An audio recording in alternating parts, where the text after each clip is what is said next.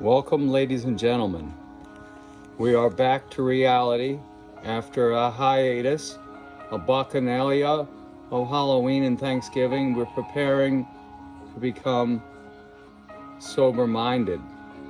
We can be sober-minded while we are partaking, so they say. Socrates participated in the drinking parties and never became intoxicated, so they say. Oh boy, the producer's calling. Hey, I'm live on the show. What do you have to say for yourself? Listen. You're live on the show. Keep talking. Go ahead. It says, hello. This is from a 786 number. Hello, my name is Gary, and I'm writing you in regards of my property located at 812 Fleming Street, Unit 4, Key West, Florida. When is your move-in date? That's the one I sent you. Yeah. But how did he get my number? You gave him my number? I don't know, because I do a lot of research. I don't know how it happened. So anyways, I said, hi, Gary. I hope you had a good Thanksgiving. I just received your message. What did he say? He hasn't replied yet. I think he's still sleeping. Is it the one on the $1,400 one bedroom? I don't know. He didn't. It just says 812 Fleming Street, Unit Yes, 4. that's the one I want. Let's get it. That's the perfect one. And then I can stay. I can go all over Key West all the time. I'll just have my things and I'll store my things at your place, and I'll go all over Key West all the time. I'll go over and visit all sorts of people. Okay, well, I have the number here. It's a 786 number, and I just tried to call. I left a message. He didn't answer. Okay. Do you want to text me the number? Yes. Okay, and then I'll go back to doing my show. Okay. Okay. Okay, sweetheart. I love you. How are you doing today? Can we just talk for a Fabulissimoso. I feel great. I feel like $1 trillion. I can't wait to issue 25 trillion. We're going to issue 25 platinum coins that are worth $1 trillion each, with your picture on them, and we're going to pay off the national debt and restart the economy with $25 trillion of credit, with one coin worth $1 trillion. There'll be platinum coins with a. Listen, I'm going to send you the picture of this text. Hold on 1 second. Well, we've got to keep this show interesting. So I'm about to read from my book. So keep talking. What else do you want to talk about? Just that he didn't give me any information on the pricing. Did you text me the picture? I'm doing that at the moment. Oh, I'm showing them on the show, just in case they're curious. You keep an eye on the names, please. Yes, sir. And I'll sign your name. We have a special delivery coming. Okay, we have a special delivery coming. I've got myself. Read it, Paulie, read it. It says, please call somebody out of the blue. Texted me about an apartment on Fleming. My name is Gary. I'm writing, when is your move-in date? Let's go right now. Let's tell them right now. Okay, I gotta go. Anything else? I just sent you the copy of the post the message that he sent me. Read it. Go down more and read it. I read it. Hello, my name is Gary. You got it. Right. All right. Okay. Ta-ta. So why don't we just go there and knock on the door? Because we can go there. Okay, let's go there. What time do you want to go there? Well, I don't want to be rude. It's only 10 in the morning. People work. He might be at work. I don't know. I don't think he's at the place. Well, I don't know where you found this one. Is this? Oh, I found it. Will you stop? Are you sure this is a 2-bedroom? No, it's 1 bedroom. Will you just follow through with it and take it? Trust me on this one. Okay, how much was it again? I believe it was 1,400. That's it? No, I don't remember. Can you stop being so lazy and look it up? It's on the listings. It's not that hard. All you have to do is go through Key West Rentals and the Craigslist and then go through Zillow and you'll find it. Okay, I'll find it. Thank you. I texted you. Go through every text and email. Go back to your emails. Okay? Text messages. Okay. Yeah, go back and you'll find it in your text messages and your emails. Read every text message and every email. Okay? Okay. And then call me. And then we'll go over it. We'll see him and I'll text him as well. Okay, I want to read from my Great Perfection book. Okay, so let's do that. Let me read from my book for the show. I love you, darling. That was Magnolia. Magnolia, we're gonna have a baby. It's called an apartment. All right. Okay. All right. Love you. Love you. Bye. Ta-ta. Yeah. Okay, that's good news. Okay, ladies and gentlemen, residence, romance, we have that in play. We love Ron so much. And we love Russ very much here at the house and Jim. They gave me a fresh start on life. And now we have Kathy. What are we gonna do? The taming of the shrew.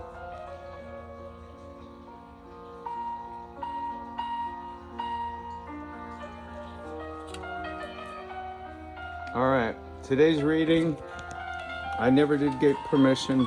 We're gonna go for it though. We don't have time to wait. We get sued, we get sued. Keith Dowman, the Dzogchen View.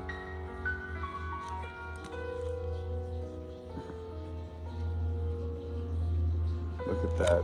Isn't that beautiful?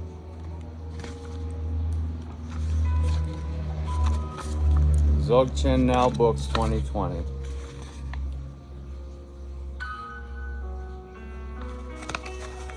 Introduction. The Dzogchen View. It must be said immediately is no view or non-view. If Dzogchen, the Great Perfection, D-Z-O-G-C-H-E-N, D-Z-O-G, Zog, Zog, D-Z-O-G, Zog, Chen, Dzogchen, Dzogchen. And of course you can always check in with the University of Virginia's Tibetan Buddhist Studies and Language graduate students and get better pronunciations than you would get from this amateur, Paul Hinton. The Dzogchen, Great Perfection View, it must be said immediately, is no view or non-view. If Dzogchen had a view, its perspective would be no different from any other Buddhist path or any other philosophical inquiry.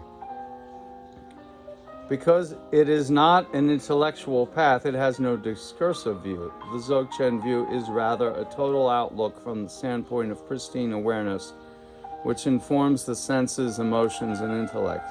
Because that perspective cannot be delimited and has no consistency, it can be called a non-view.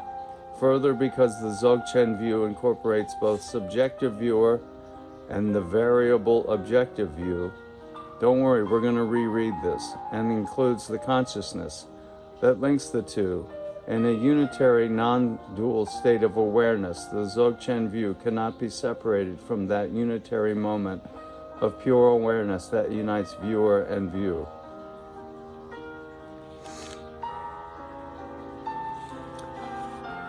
I say we go back and reread the paragraph.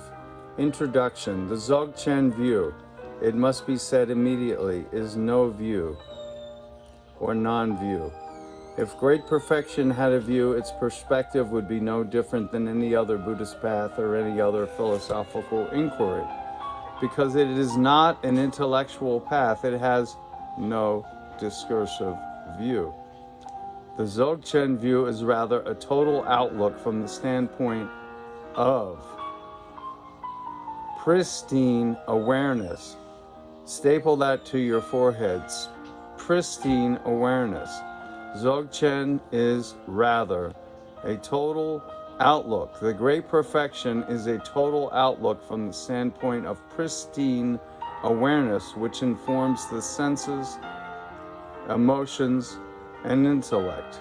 Because that perspective cannot be delimited and has no consistency, it can be called a non-view. Because that perspective cannot be delimited and has no consistency,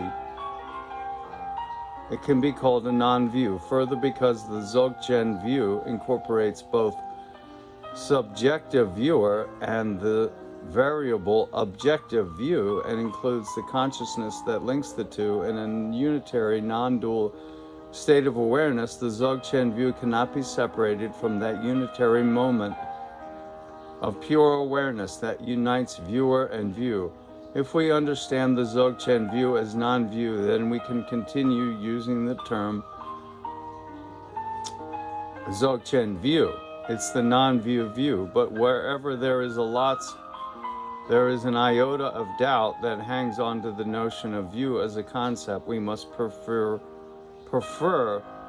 non-view, so long as the intellect insists upon its primary right and function to formulate the view in philosophical or psychological terms, or even in Zen-like conundrums. We are not yet identified with the Dzogchen mandala, and we have yet to take full advantage of initiatory experience, which is another way of saying relaxing into the nature of mind.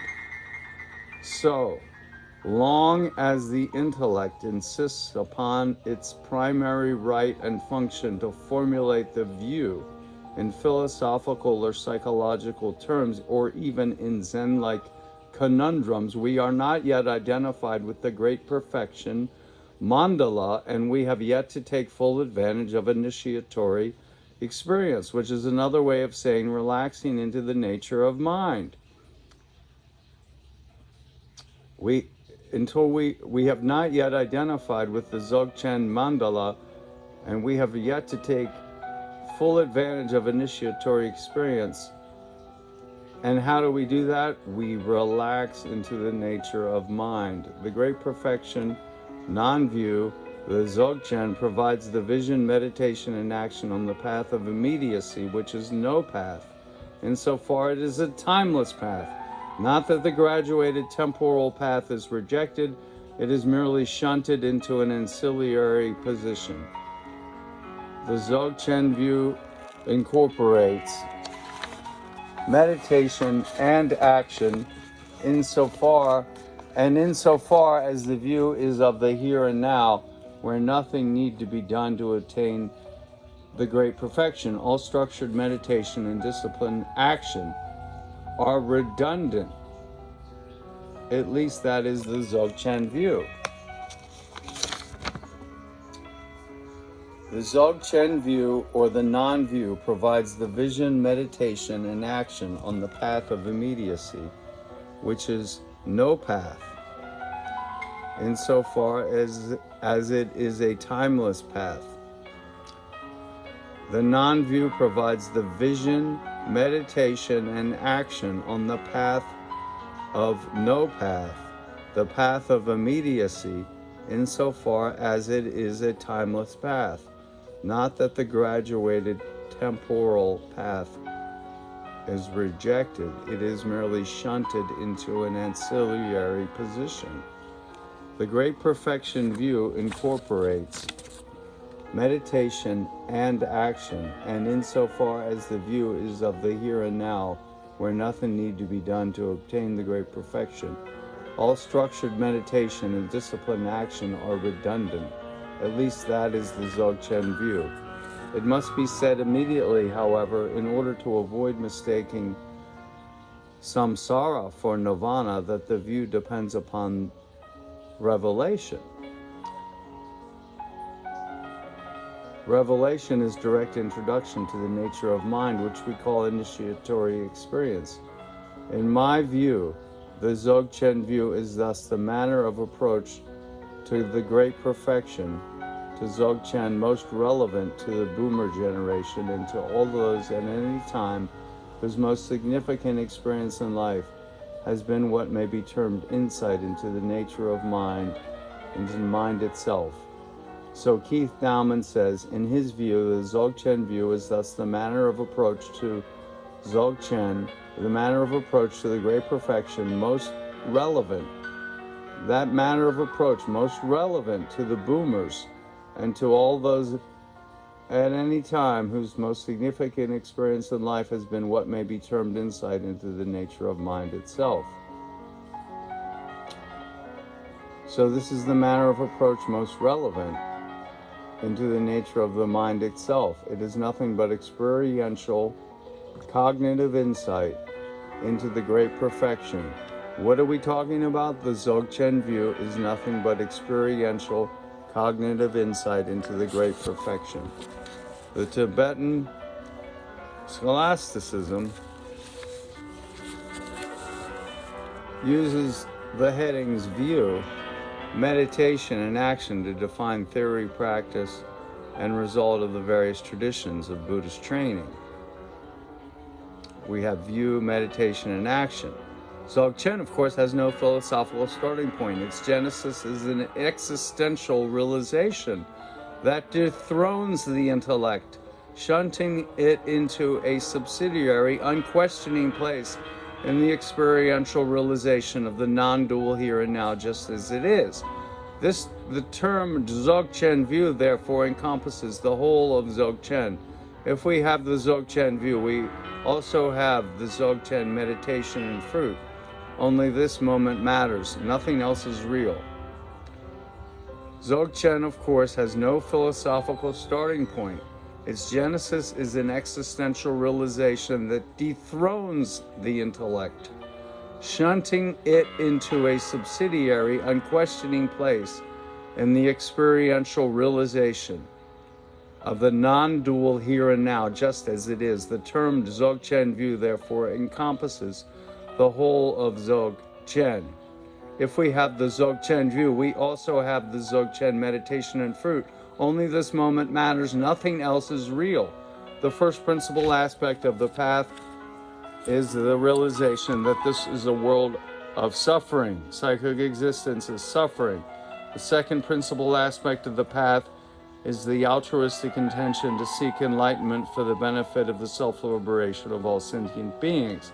How do we do that? The third principal aspect of the path, the correct VIE view. The view includes the point of view, the view itself, the viewing. The view includes the point of view, the view itself, and the viewing. The subjective viewer and the objective view together with the act of seeing. In this way, the English word view is virtually synonymous with the vital little Tibetan word Rigpa, R-I-G-P-A. Rigpa is descriptive of the non-dual awareness that embraces the actor, the action, and the acted upon. Rigpa, R-I-G-P-A, transliteration of the Tibetan. R-I-G-P-A, Rigpa, is descriptive of the non-dual awareness that embraces the actor, the action, and the acted upon.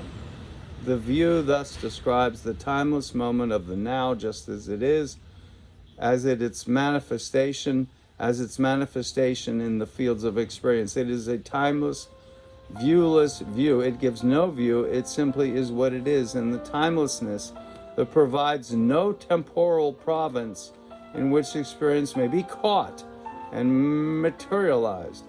The Dzogchen view is thus the pristine awareness that sparks in the nature of mind for a timeless moment. The beauty of this Dzogchen view is that all other views dissolve before it like a prism. All the different views, all the light, you're looking into the prism of Dzogchen, and all the other views dissolve into it. There is no other view other than the samsaric views that lead to suffering of one kind or another. The crux of the pure awareness inherent in this view is timelessness, and although a momentary hint of sensory perception is undeniable, its temporal absence may be conceptualized in terms of a non-view.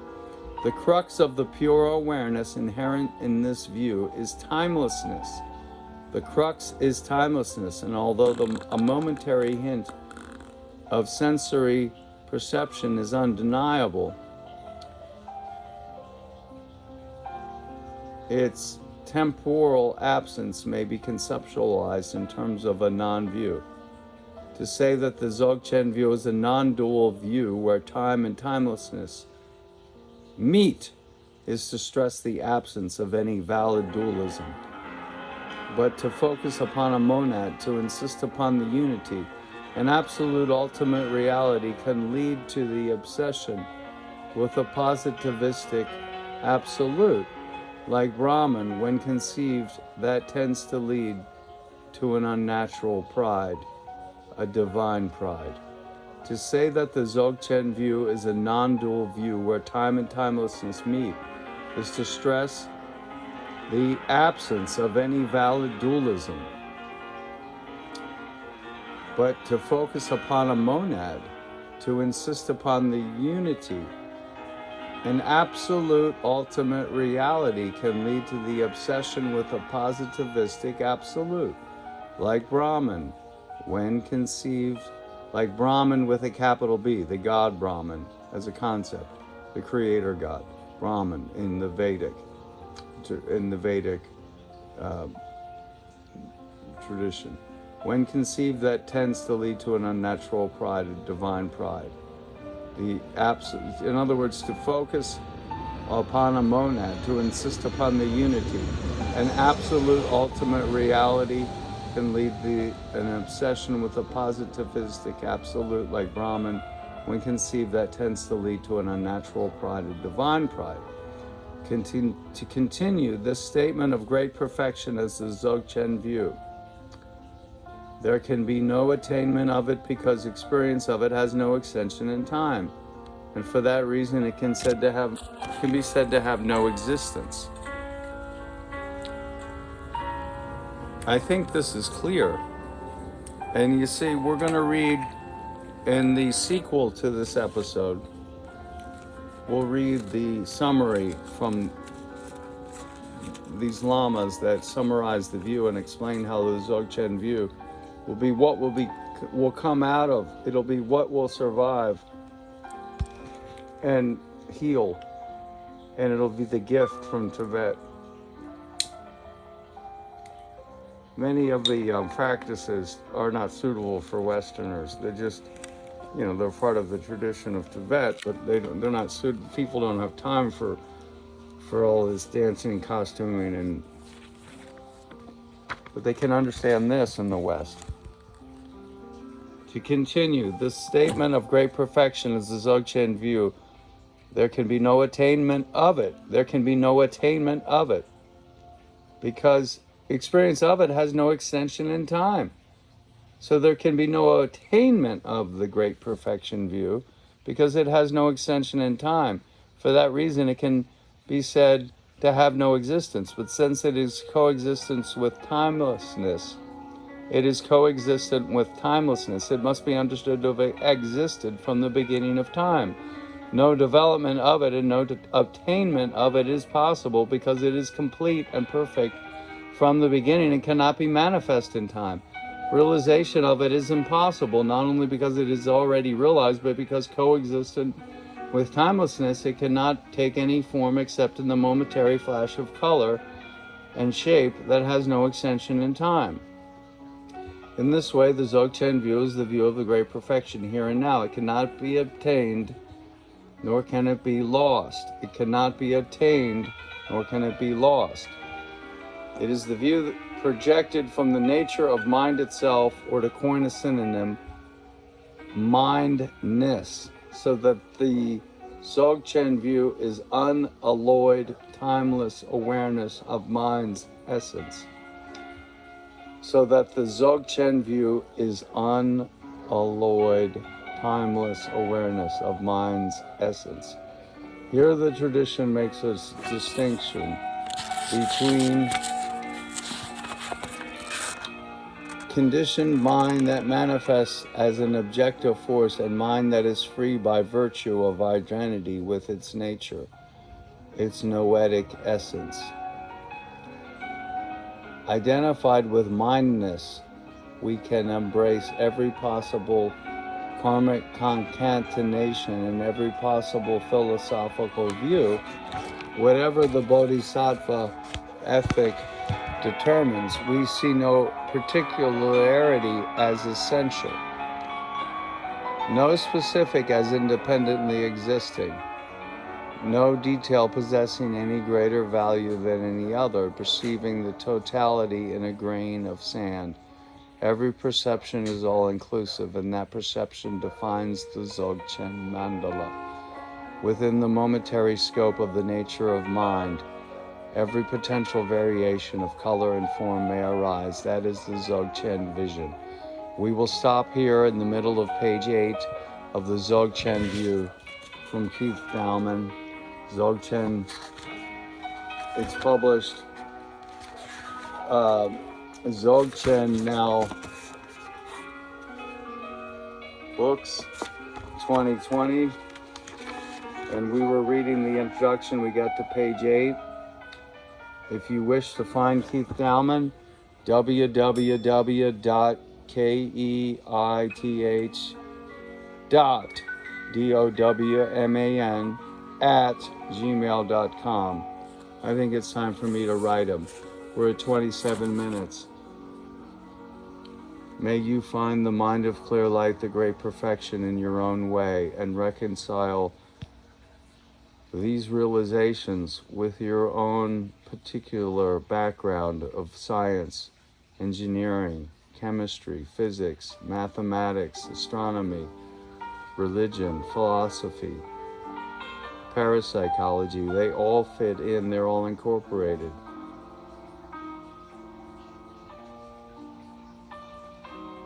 And we take Chopin, and away we go. Now I'm going clockwise 3 times. 3 times to the present, and then 3 times to the past. The 3 times to the past were counterclockwise. 3 times to the present and 3 times to the future. We go like this. Om,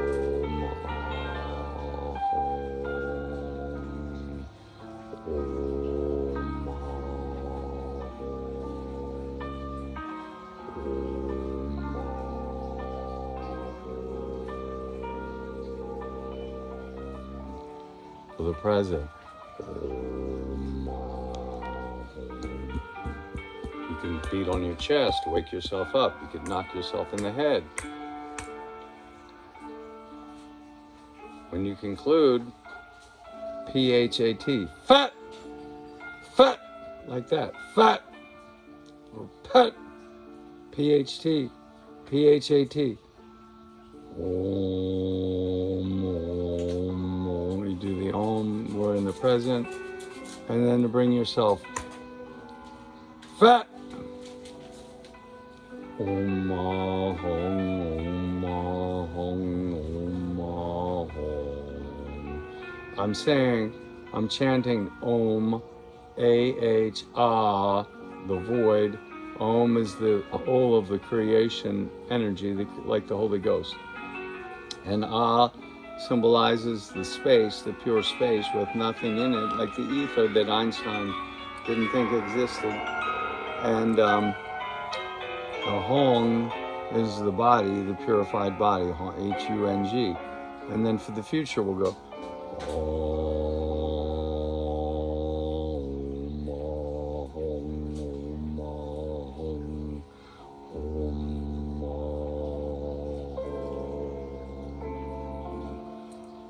Fat.